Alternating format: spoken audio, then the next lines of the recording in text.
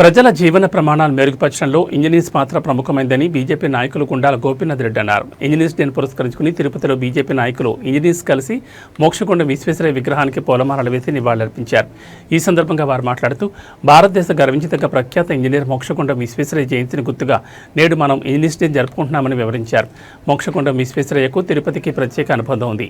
మోక్షగుండం విశ్వేశ్వరయ్య పర్యవేక్షణలో తిరుమలకు ఘాట్ రోడ్ నిర్మాణం జరిగిందని గుర్తు చేశారు. మోక్షగుండం విశ్వేశ్వరయ్య సారథ్యంలో దేశంలో అనేక వంతెనలు, డ్యాములు, ప్రముఖ కట్టడాలు నిర్మించబడ్డాయన్నారు. ఆయన ప్రతిభను గుర్తించిన ప్రభుత్వం ఆయనను 1955లో భారతరత్న పురస్కారంతో గౌరవించిందని కొనియాడారు. నేటి యువతకు ఆయన స్ఫూర్తిదాయకమన్నారు. ఈ కార్యక్రమంలో బీజేపీ నాయకులు గుండాల గోపీనాథ్, కట్టమంచి చంద్రబాబు యాదవ్, సుబ్రహ్మణ్యం యాదవ్, ఈవన్ Mastan, Thondamanati Subrahmanyam Reddy, retired bank manager GS Prasad, కూటమి నాయకులు చిత్రప Hanumantharao, Bhagavatula Jayalakshmi, retired SP W, college principal Swarajyalakshmi తదితరులు పాల్గొన్నారు.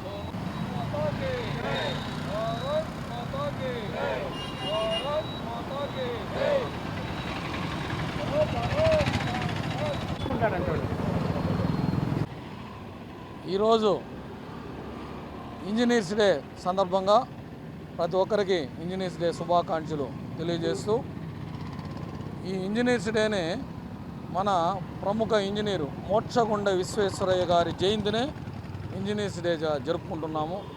ఈ సందర్భంగా మోక్షగుండ విశ్వేశ్వరయ్య గారి కాంస్య విగ్రహానికి ఈరోజు బీజేపీ తరఫున ఆయన విగ్రహానికి పుష్పాలంకరణ చేసి ఘన నివాళి అర్పించాము.